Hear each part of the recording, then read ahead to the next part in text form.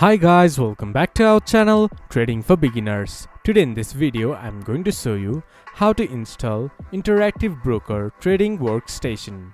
To do so, follow some simple steps with me. First of all, open your browser, then go to your default search engine.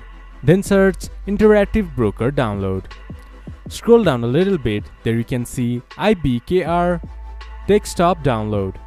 Click on it.